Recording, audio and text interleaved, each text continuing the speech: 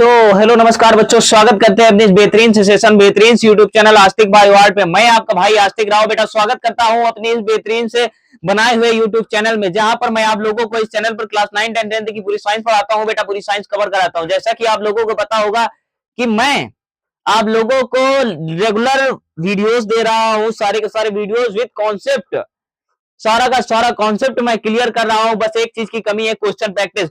जो question practice नहीं करा पा रहा हूं, एक बार आप लोगों का बेटा सिलेबस एंड होने दीजिए, देख लेना कितने फाड़ू क्वेश्चन कराता हूं। कोई भी ऐसा एनसीईआरटी का क्वेश्चन नहीं बचेगा, कोई भी ऐसी किताब की क्वेश्चन नहीं बचेगी जहां पर मैं इसको कराऊंगा नहीं बेटा। सारे के सारे क्वेश्चन मैं कराऊंगा।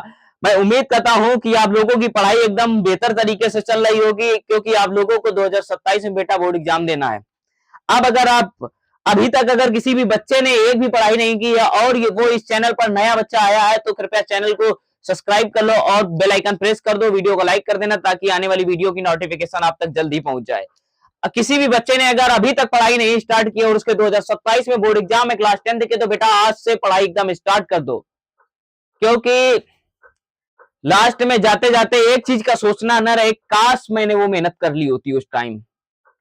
आपका दोस्त होगा जो बेहतर तरीके से अपनी स्टडी कर रहा होगा बेटा, और आप अपनी खेल कूद मस्ती में एकदम मस्त होंगे। एक चीज का ध्यान रखना, आप लोग अपना समय मस्ती में नहीं गुजारेंगे। आप लोग, कोई भी बच्चा ये जो मेरे साथ पढ़ रहा है, कोई भी ऐसा बच्चा नहीं है कि एक अच्छी फैमिली से बिलोंग करता हो। सारे के सारे बच्चे लोअर मिडिल क्लास फैमिली से आते हैं, काफी गरीब बच्चे भी आते हैं, लोअर मिडिल क्लास फैमिली से बिलोंग करते हैं, जिससे मैं भी बिलोंग कर रहा हूं उसी फैमिली से। तो एक चीज अपने पास है बेटा, कलम ही एक ऐसी चीज है, अगर ये कलम ये रुक गई तो ये मान लीजिए आपकी जिंदगी झंड है। ये कलम रुकनी नहीं चाहिए। मेरी तबीयत खराब है, हम बैठ कर पढ़ेंगे।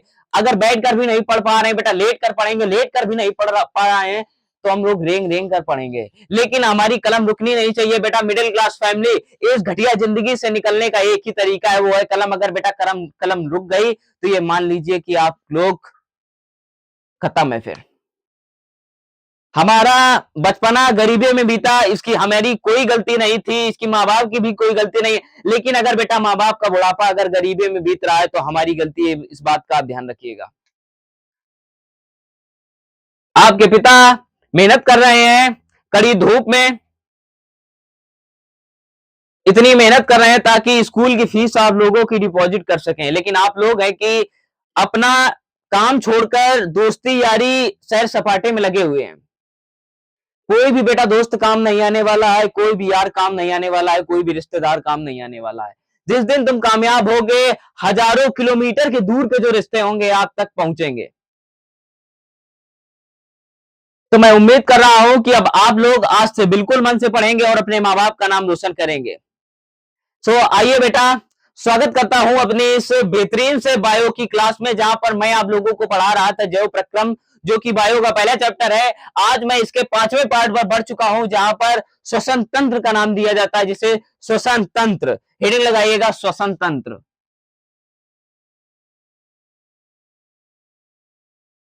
श्वसन तंत्र मैं आज आप लोगों को समझाऊंगा श्वसन क्या होता है, श्वसन तंत्र क्या होता है, यानी रेस्पिरेटरी सिस्टम। जहां पर सिस्टम लग जाता है तो वहां पर समझ लीजिए कि कई सारे ऑर्गन से मिलकर कार्य कर रहे हैं, कई सारे ऑर्गन से मिलकर एक काम को कर रहे हैं। वहां पर सिस्टम लग जाए तो यही समझ लीजिएगा बेटा। श्वसन क्या होता है, यानी रेस्पिरेशन। रेस्पिरेशन रोजमर्रा की जिंदगी में अपन हम सांस लेते हैं, इनहेल करते हैं और सांस छोड़ते हैं, इनहेल करते हैं और एक्सहेल करते हैं। सांस मान लीजिए ये मैंने सांस ली, इसे इनहेलेशन कहते हैं। मैंने सांस बाहर निकाली, इसे मैं एक्सहेलेशन कहते हैं, यानी श्वसन कहते हैं। जो बच्चा हिंदी मीडियम से, हम लोग हिंदी मीडियम से हैं, इसलिए इन मात्राओं का बिल्कुल ध्यान रखेंगे, क्योंकि निश्वसन और निश्वसन में बच्चे बहुत ज्यादा कंफ्यूज होते हैं। बेटा श्वसन क्या होता है, हेडिंग लगाइएगा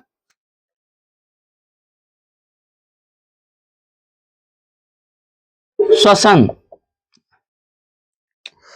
हम लोग खाने को खाते हैं, हम लोग भोजन खाते हैं, उसके बाद में वो भोजन हमारा पाचन होता है। क्या होता है, खाना हमारे पेट में पचता है, पचने के बाद भोजन का क्या होता है, ऑक्सीकरण होता है। क्या होता है बेटा, भोजन का ऑक्सीकरण होता है।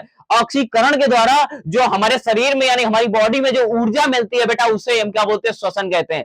भोजन के द्वारा ऊर्जा प्राप्त करने की क्रिया को क्या कहते हैं बेटा, हम श्वसन कहते हैं। आइए लिखते हैं। सबसे पहले हम लोग क्या करते हैं, मान लीजिए ये कार्बोहाइड्रेट है,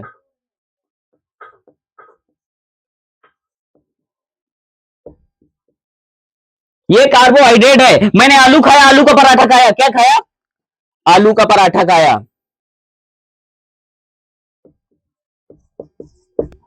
गरम गरम पराठे बने, आलू के पराठे खाए, सारे के सारे पराठे हमें अकेले खा लिए। उसके बाद में ये कहां जाएगा, हमारे पेट में जाएगा, यानी आमाशय में, आमाशय में जाएगा। आमाशय में बेटा क्या क्या उपस्थित होता है, मैंने डाइजेशन चैप्टर, डाइजेशन जब पढ़ाया था तब आप लोगों को बताया था। आमाशय में क्या होता है बेटा, HCl, हाइड्रोक्लोरिक एसिड होता है। और ये जो हाइड्रोक्लोरिक एसिड होता है, इस पराठे को चूर चूर एकदम चकनाचूर कर देता है, कूट पीट के सब कुछ बराबर कर देता है। उसके बाद में इस भोजन का क्या होता है बेटा, अवशोषण होता है। अवशोषण या ऑक्सीकरण होता है भोजन का। भोजन का क्या होता है बेटा, ऑक्सीकरण होता है। ऑक्सीकरण होता है बेटा, भोजन का ऑक्सीकरण होता है। जब भोजन का बेटा ऑक्सीकरण होगा, तो भोजन का जब ऑक्सीकरण होगा तो इससे में क्या प्रोवाइड होगी, ऊर्जा मिलती है। क्या मिलती है, ऊर्जा मिलती है। आप लोग इसी चीज को बिल्कुल बेसिक इत्मीनान से मैं पढ़ा रहा हूं, आप लोगों के एकदम दिमाग में कॉन्सेप्ट एकदम घुसेगा। जिस भी बच्चे को नहीं समझ में आता है, इसमें रिवर्स करने का ऑप्शन होता है। प्लीज वीडियो को बैक करके आप लोग देखिएगा। मैं जानता हूं कि अगर कोई भी चीज शिद्दत से चाहिए जाए तो हमारे दिमाग में चली जाती है, इसलिए मैं समझा रहा हूं। आलू का पराठा मैंने खाया, आलू का पराठा कहां गया, मेरे स्टमक में गया, यानी पेट में गया। आमाशय में क्या होता है, HCl, उसको कूट पीट के सब कुछ बराबर करके बिल्कुल बारीक बारीक टुकड़ों में तोड़ देता है, यानी उसका पेस्ट बना देता है। उसके बाद में ये इसी भोजन का ऑक्सीकरण होता है। जो ऑक्सीकरण होता है, तब उसके बाद में हमारे शरीर को ऊर्जा मिलती है। यही ऊर्जा को क्या कहते हैं बेटा, श्वसन कहते हैं। लिखिएगा, भोजन के द्वारा, भोजन के ऑक्सीकरण, भोजन के ऑक्सीकरण से ऊर्जा प्राप्त करने की क्रिया को, ऊर्जा प्राप्त करने की क्रिया को क्या, भोजन के ऑक्सीकरण से ऊर्जा प्राप्त करने की क्रिया को हम श्वसन कहते हैं। क्या कहते हैं बेटा, श्वसन कहते हैं। भोजन के जैविक ऑक्सीकरण से ऊर्जा प्राप्त करने की क्रिया को क्या कहते हैं बेटा, अपन श्वसन कहते हैं। और ये जो ऊर्जा हमारी शरीर में मिल रही है, ये किसके रूप में होती है बेटा, एडीपी के रूप में होती है। एडीपी जब फास्फेट समूह के साथ जुड़ता है, यानी कि कार्बनिक फास्फेट समूह के साथ जुड़ता है, तब ये क्या बनाता है बेटा, एटीपी बनाता है। एटीपी यानी एडेनोसिन ट्राइफॉस्फेट। एडीपी बोले तो एडेनोसिन डाइफॉस्फेट। यह एमसीक्यूएस में 1 नंबर में क्वेश्चन पूछा जाता है। आप लोगों को देगा एडीपी बराबर एडेनोसिन डाइफॉस्फेट, डीओफॉस्फेट, ये सारी की सारी चीजें देगा। लेकिन आप लोगों को कंफ्यूज नहीं होना है, मेरा बच्चा कंफ्यूज नहीं होगा, वो सीधा सीधा करके आएगा। एडेनोसिन डाइफॉस्फेट, एडीपी का फुल फॉर्म होता है, एटीपी का फुल फॉर्म होता है एडेनोसिन ट्राइफॉस्फेट। ये बात आपके दिमाग में चमकी है, नहीं चमकी, एक बार लाल कलर की तिलों की बारिश जरूर करके जाना बेटा।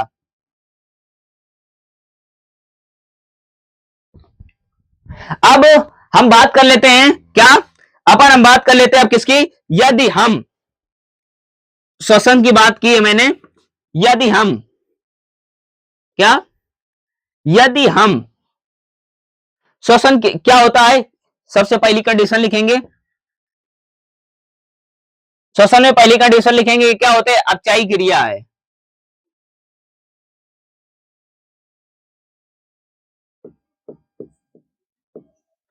नंबर दूसरा पॉइंट क्या होता है बेटा, ऑक्सीकारक, ऑक्सीकारक है। क्या है बेटा, ऑक्सीकारक है। अपन लोग जानते हैं, क्या जानते हैं, अपन लोग जानते हैं कि हर एक जीव अपने अपने हिसाब से श्वसन करता है। क्या करता है बेटा, अपने अपने हिसाब से श्वसन करता है, यानी अपने अपने हिसाब से सांस लेता है। यानी कि अगर मैं तालाब में रहने वाली मछली की बात करूं, मछली बेटा कहां से सांस लेती है? गिल्स से। गिल्स यानी गल्फर। क्या बोलते हैं बेटा? गल्फर। शायद आप लोगों ने देखा होगा, देखा तो नहीं होगा, खैर मछली के अंदर की चीज है, तुम कहां देखोगे भाई। उसके बाद में बात कर लेते हैं मनुष्य। मनुष्य किससे सांस लेता है? फेफड़ों, फेफड़ों से। किससे सांस लेता है बेटा? फेफड़ों से लेता है। उसके बाद में अपन हम बात कर लेते हैं मेढक की। हमारा प्यारा भैया मेढक, इसको साले को कहीं भी कितनी भी अच्छी सुंदर जगह में रख दो, कितने भी सुंदर पानी में रखो, लेकिन मेढक एक ऐसी ढीठ चीज है जो साला फिर किसमें, कीचड़ में ही छलांग मारता है। ये खैर ये बात मेढक के लिए नहीं थी, आप लोग समझ गए होंगे। मेढक, मेढक जब कहां रहता है? जब जमीन पर रहता है तो किससे सांस लेता है? जब जमीन यानी लैंड, लैंड के ऊपर रहता है तो किससे सांस लेता है बेटा? फेफड़ों से। किससे सांस लेता है? फेफड़ों से। यदि यह जमीन के अंदर हो, जब ये बेटा जमीन के अंदर होता है तो ये किससे सांस लेता है? अपनी स्किन से यानी त्वचा से। अब ये जो लार्वा होता है इनका, बेटा क्या ये जो लार्वा होता है ये गिल्स से सांस लेता है। देखिए मेढक एक है लेकिन इसके सांस लेने के तरीके बेटा अलग अलग हैं। क्या है? अलग अलग हैं। जैसे अपनी प्यारी सी मछली, मछली जल की रानी, भैया मछला को ऐसे बदनाम कर दिया गया। मछली ही जल की रानी है, मछला क्या राजा नहीं हो सकता? मछली गिल्स से सांस लेती है, यानी कि जो उसके अंदर गल्फर होते हैं उससे सांस लेती है। और ये मनुष्य होता है बेटा, ये फेफड़ों से सांस लेता है। फेफड़ों से यानी अपन, अपने पास क्या है? दो हाई पावर के फेफड़े हैं जिससे अपन सांस लेंगे। कुछ लोग तो एकदम एक्सरसाइज करके आएंगे गधों तरीके आ गया भैया आराम से। उसके बाद में मेढक है, मेढक फेफड़ों से सांस लेता है कहां पर? जब लैंड के ऊपर होता है। क्या होता है बेटा? लैंड के ऊपर होता है यानी जमीन के ऊपर होता है, तब ये फेफड़ों से सांस लेता है। और जब ये बेटा जमीन के अंदर होता है तब ये बेटा क्यूटेनियस रेस्पिरेशन करता है, यानी त्वचा से सांस लेता है। आप लोग जब क्लास 11 में जाएंगे तब एनिमल टिश्यू में एक चैप्टर पढ़ाया जाएगा, एनिमल टिश्यू चैप्टर पढ़ाया जाएगा, जिसमें एक फ्रॉग के बारे में आप लोगों को डीपली पढ़ने के लिए मिलेगा। उसके बारे में ये पता चलेगा कि ये कहां कहां सांस लेता है, इसका डाइजेस्टिव सिस्टम क्या है, रेस्पिरेटरी सिस्टम क्या है, सर्कुलर सिस्टम क्या, सारी की सारी चीजें आप लोगों को बेटा हायर क्लास में पढ़ाई जाएंगी। ये जब जमीन पर होता है तो ये त्वचा से सांस लेता है। जब इसका जो बेटा लार्वा होता है बिल्कुल मछली के जैसा होता है, जब वो बड़ा होता है तो पता लगता है कि ये मेढक का बच्चा है। ये भी अपनी सूरत बदल लेता है कभी कभी। तो ये बात आपके दिमाग में चमक गई होगी, इस बात को आप लोग नोट कर लीजिएगा। आइए अब बात कर लेते हैं किसकी? जब हम क्या, जब हम खाने को खाते हैं तो खाने में कुछ कुछ ना कुछ तो शर्करा मिलती ही है। शर्करा क्या होती है? C12H22O11। आप लोग क्लास 10th में आ चुके हैं, आप लोग बड़े बच्चे हो चुके हैं, इन फार्मूलों को आप लोग याद रखेंगे जिससे कि क्लास 10th में केमिस्ट्री में, अभी मैं आप लोगों को इसके आगे चल के जो चैप्टर्स उसमें पढ़ाऊंगा तो इन फार्मूलों का यूज होगा। ये किसका? शर्करा का फार्मूला होगा। ये बेटा जब ऑक्सीजन की उपस्थिति में जब इसको ठोका जाता है, जब इसको ऑक्सीजन की उपस्थिति में रेला जाता है तब ये क्या क्या बनाता है? H2O बनाता है, प्लस CO2 बनाता है, प्लस ऊर्जा का निर्माण करता है। किसका निर्माण करता है बेटा? ऊर्जा का निर्माण करता है। जब मैं क्या, जब मैं इस शर्करा को ऑक्सीजन की उपस्थिति में इतना ठोकते हैं, इतना तोड़ते हैं कि ये H2O जल बना देता है और कार्बन डाइऑक्साइड यानी CO2 गैस बनाएगा और ये ऊर्जा का निर्माण करेगा। और बेटा ये जो ऊर्जा होती है, ये ऊर्जा किसके रूप में होती है बेटा? आप लोग बताएंगे ऊर्जा किसके रूप में होती है? बेटा ये ऊर्जा होती है ADP के रूप में।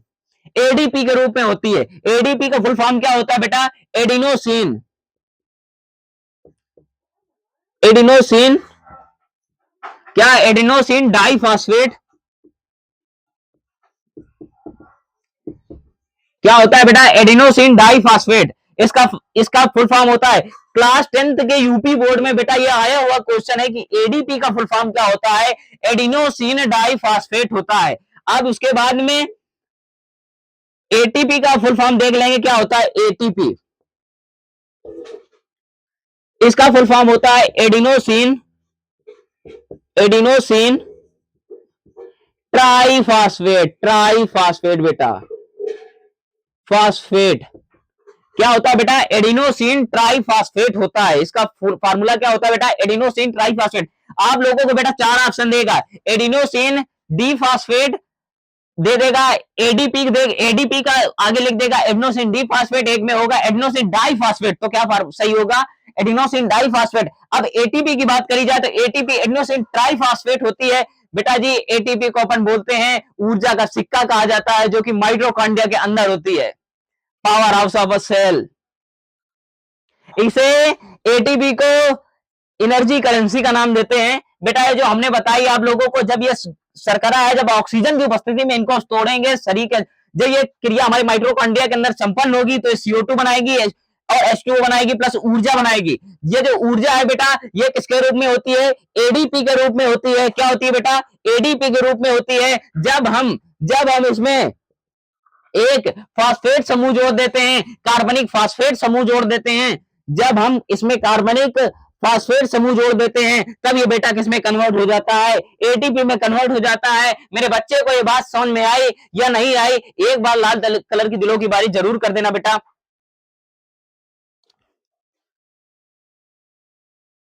आइए अब समझ लेते हैं। जब बेटा एक चीज और याद रखना, जब हमारी कोशिका को ऊर्जा की आवश्यकता होगी, जस्ट इसका बेटा रिवर्स हो जाएगा। क्या एटीपी है जो, तो एटीपी टूट कर एडीपी प्लस आईपी यानी कि एक फास्फेट समूह दोनों में टूट जाएगी। उसके बाद में ये ऊर्जा अपनी व्यर्थ कर लेगी, यूज कर लेगी बोले तो। मैं उम्मीद करता हूं कि ये सारी की सारी चीजें आप लोगों ने नोट डाउन कर ली होंगी। अब मैं आगे बढ़ जाता हूं बेटा,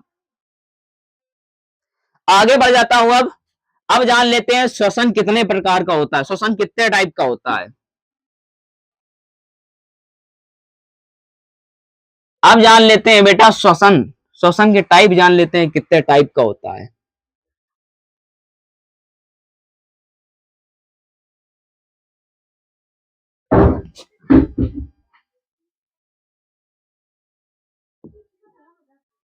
बेटा श्वसन कितने टाइप का होता है, दो टाइप का होता है। पहला क्या होता है, आपसी श्वसन।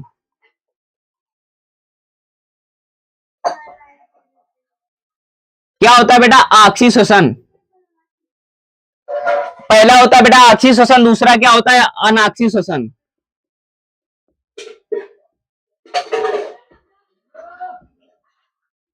क्या होता है बेटा, अनाक्षी श्वसन। अनाक्षी श्वसन क्या होता है बेटा, जो ऑक्सीजन की उपस्थिति में होता है, जो ऑक्सीजन की उपस्थिति में होता है। Example human body, human body के अंदर ये जो ऑक्सीजन होती है, इसको हम शरीर के अंदर लेते हैं, यानी उसको इनहेलेशन करते हैं। क्या करते हैं बेटा, इनहेलेशन करते हैं। उसके बाद में हमारी बॉडी इसको ऑब्जर्व करती है और ये ऑक्सीजन हमारी फेफड़ों तक जाती है, फेफड़ों से ये हमारे एल्वियोलाई के अंदर जाती है। एल्वियोलाई में कुछ सेल्स होती हैं और ये ऑक्सीजन ग्लूकोज के साथ मिलकर ग्लूकोज को इतना तोड़ती है, इतना तोड़ती है कि ये CO2 प्लस H2O प्लस ऊर्जा का निर्माण कर डालती है। ये आप लोगों के स्कूल में बेटा पढ़ा भी दिया गया होगा, लेकिन कई बच्चों ने नहीं पढ़ा है, तो ये चीज मैं आप दोबारा पढ़ा रहा हूं आप लोगों को। आपसी श्वसन क्या होता है,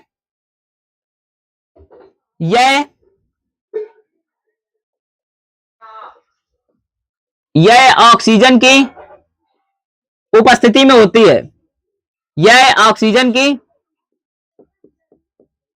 उपस्थित में होता है। क्या होता है बेटा, यह ऑक्सीजन की उपस्थिति में होता है। यह क्रिया ऑक्सीजन की उपस्थिति में होती है। यह माइटोकॉन्ड्रिया के अंदर संपन्न होती है।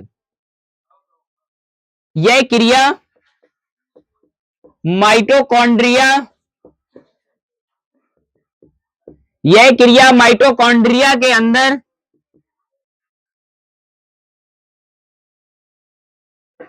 संपन्न होती है। क्या बेटा, यह क्रिया कहां पर संपन्न होती है, माइटोकॉन्ड्रिया के अंदर संपन्न होती है।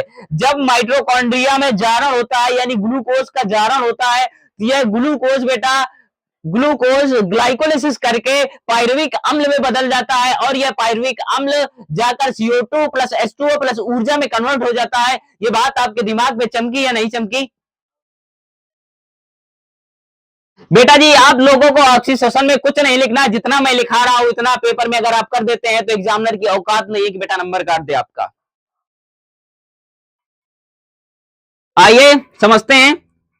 यह क्रिया माइटोकॉन्ड्रिया के अंदर संपन्न होती है जब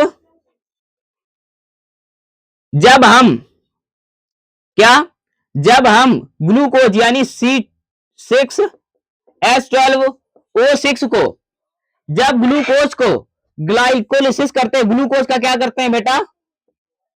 ग्लाइको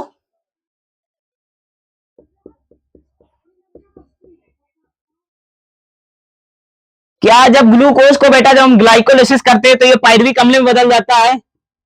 पायरुविक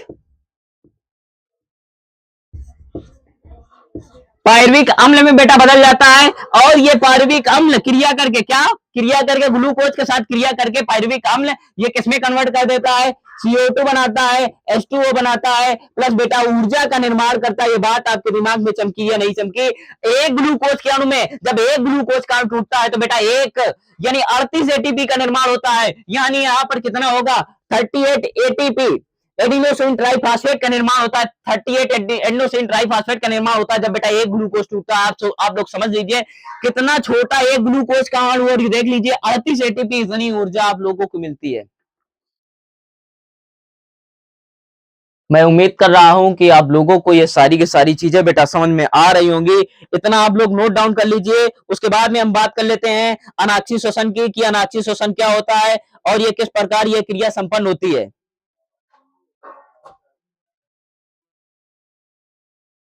इसका एक बार रिएक्शन लिख लेते हैं।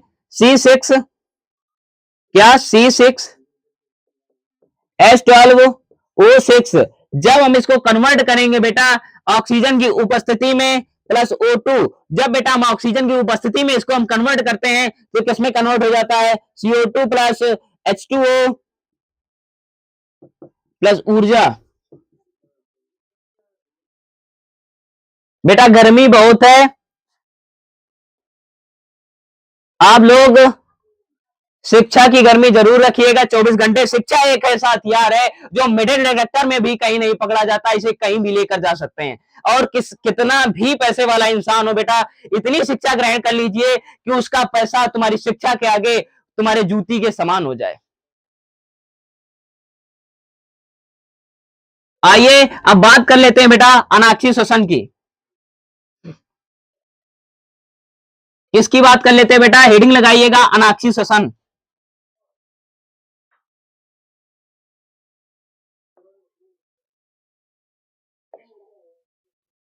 अनाक्षी श्वसन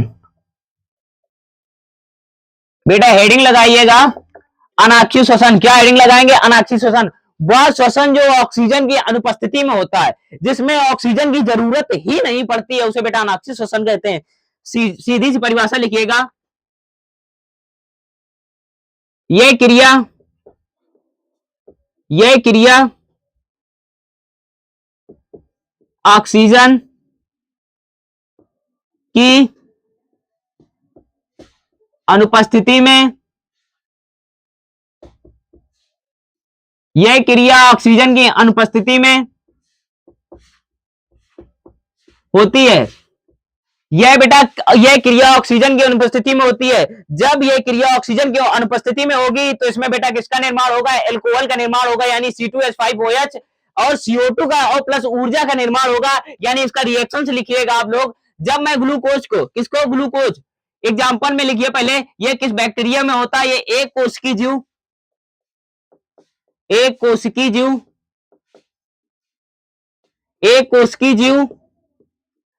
कोशिकी जीव यीस्ट। आप लोग यीस्ट जानते होंगे, एक कोशिकी यानी कि यूनिसेलुलर एक ऐसा बैक्टीरिया है यानी कि एक ऐसा ऑर्गेनिज्म है यीस्ट जो कि बेकरीज में ये जो इडली डोसा वगैरह होता है ये बनाने के काम आता है। ये एक लिविंग ऑर्गेनिज्म है। आप लोग समझ लीजिए जो इडली डोसा बनता है इसी चीज से बनता है। इस यीस्ट कोशिका में जब ये ग्लूकोज C6H12O6 C6H12O6 जब ऑक्सीजन की उपस्थिति में बेटा जी तोड़ा जाएगा तो ये किसका निर्माण करेगा, C2H5OH का निर्माण करेगा, प्लस CO2 बनाएगा, प्लस ऊर्जा का निर्माण करेगा।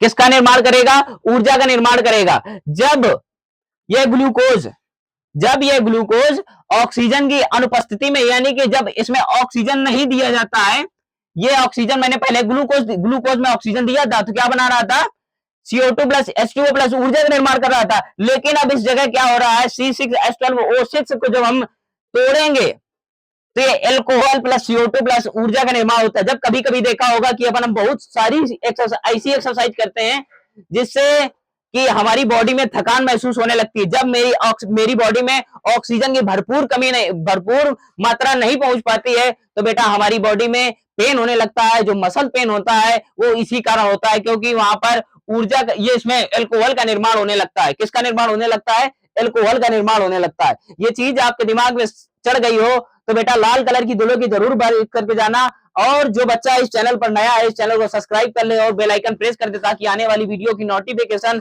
जल्दी पहुंच जाए और ये शिक्षा हर एक घर तक पहुंच पाए। आज के लिए अभी इतना है, और आगे सारे रिएक्शंस को मैं एक साथ कंबाइन करना चाहूंगा।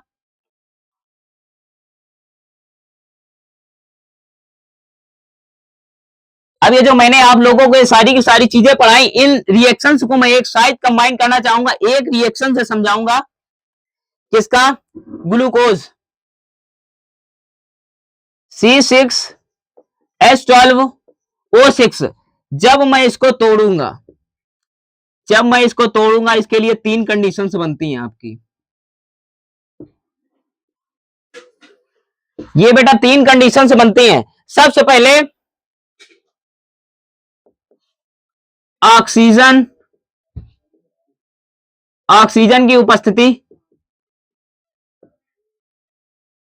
जब ऑक्सीजन की उपस्थिति होती है, यानी कि जब बेटा ऑक्सीजन की उपस्थिति होती है तब ये टूटता है, तब ये क्या बनाता है बेटा, CO2 प्लस H2O प्लस ऊर्जा का निर्माण करता है। बेटा किसका निर्माण करता है, बेटा ऊर्जा का निर्माण करता है। जब ऑक्सीजन की उपस्थिति में यह क्रिया करता है तो CO2 प्लस H2O प्लस ऊर्जा का निर्माण करता है। जब एक ग्लूकोज का टूटता है तो बेटा 38 ATP का निर्माण करता है।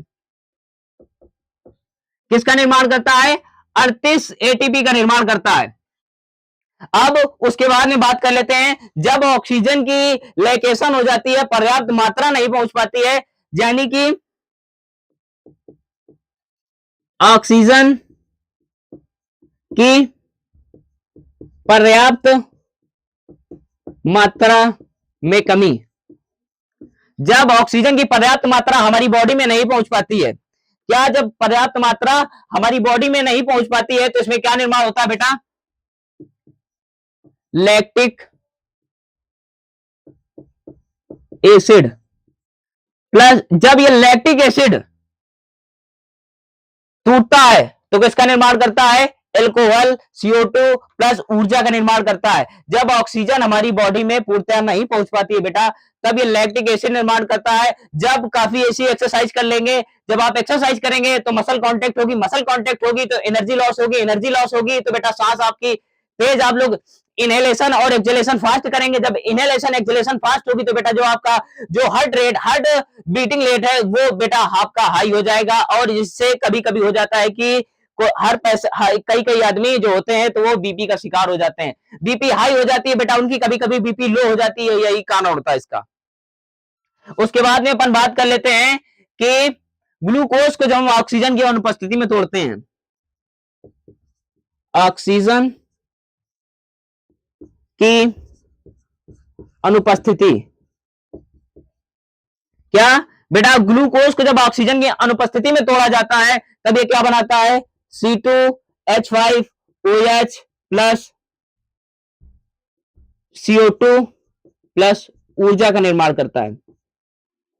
ऐसा नहीं है कि ग्लूकोज जो है आपका, क्या ग्लूकोज जो है कि ऑक्सीजन की उपस्थिति में ही केवल टूटता है, ऐसा कुछ भी नहीं है। अगर इसको ग्लूकोज को मैं ऑक्सीजन की अनुपस्थिति में भी बेटा मैं तोड़ू तो ये टूट जाएगा और ये अल्कोहल का निर्माण करेगा। कभी कभी ऐसा हो जाता है कि व्यक्ति को चक्कर आने लगता है, यानी कि उस समय पर कुछ देर के लिए, कभी कभी देखा होगा कि हम रनिंग करके गए, यानी दौड़ कर गए, खींच के रनिंग कर रहे हैं और रनिंग करके गए, एक जगह रुक गए, तो कभी कभी देखा होगा कि कोई कोई आदमी गिर जाता है, कोई कोई वैसे खड़ा रहता है। जिसके अंदर एनर्जी अधिक होती है वो बंदा वैसे सीधा खड़ा रहेगा, जिसके अंदर एनर्जी लॉस हो जाएगी बेटा, उस समय क्या बनने लगता है उसकी बॉडी में, या अल्कोहल बनने लगती है, शराब यानी कि दारू बनने लगती है। उसके बाद में ये CO2 का निर्माण करता है और ऊर्जा का निर्माण करता है।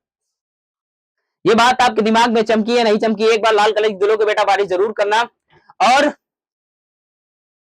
इतनी पढ़ाई करिएगा, अब समय आ चुका है, काफी समय आप लोगों का बीत चुका होगा कि कई सारे लोगों की तबीयतें खराब रही होंगी, कई सारे लोगों ने इधर मूवी देखी, इधर शादी में गए, इधर बारात में गए।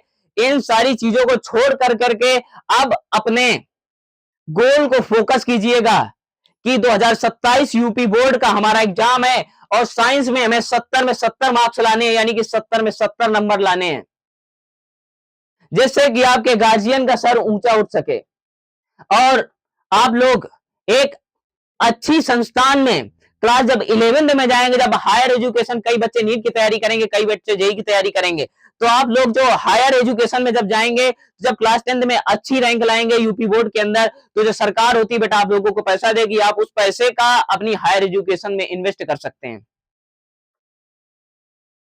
इन दीन धर्म दुनिया से बेटा एकदम अपना नाता तोड़ दीजिए, सारी यारी दोस्ती बिल्कुल छोड़ दीजिएगा, सारा काम अपना छोड़ दीजिएगा। हर समय बेटा पढ़ाई पढ़ाई पढ़ाई। अगर बेटा तुम मिडिल क्लास फैमिली से बिलोंग करते हो, लोअर मिडिल क्लास फैमिली से बिलोंग करते हो, तुम्हारे अंदर इस घटिया जिंदगी से गुजरने के लिए यानी निकलने के लिए एक ही चीज है, वो बेटा है कलम। अगर तूने कलम रोकी तो तेरी जिंदगी झंड है। और कभी भी किसी व्यक्ति को भरोसा दिलाकर, किसी व्यक्ति को भरोसा दिलाकर कभी उसका भरोसा मत तोड़िएगा, क्योंकि बेटा एक ही चीज है कि इंसान को हर पाप की माफी मिल सकती है। क्या इंसान को हर पाप की माफी मिल सकती है, लेकिन प्रेम में किए गए छल की माफी ना तो कोई है और ना ही कोई पश्चाताप है। मेरे दोस्त, भुगतना तुझे ही पड़ेगा। इसलिए अपनी जिंदगी को इत्मीनान में रखते हुए एक ईमानदार पर्सन, एक ईमानदार आदमी और एक शांत इंसान बनिए। Simple living and high thinking रखिए। हर समय किसी के प्रति द्वेष की भावना मत रखिएगा, क्योंकि अगर जो तुम करोगे, ये न्यूटन का थर्ड लॉ है, कर्मा इज बैक, यानी कि अगर हम किसी को थप्पड़ मारते हैं तो वो व्यक्ति पुनः गुस्सा दिलाकर वो तुमको स्वयं थप्पड़ मारेगा। क्योंकि अगर हम किसी को दुख पहुंचा रहे हैं, किसी को कष्ट दे रहे हैं, तो बेटा तुमको नेचर देख रहा है। इसलिए एक अच्छा इंसान बन जाइएगा।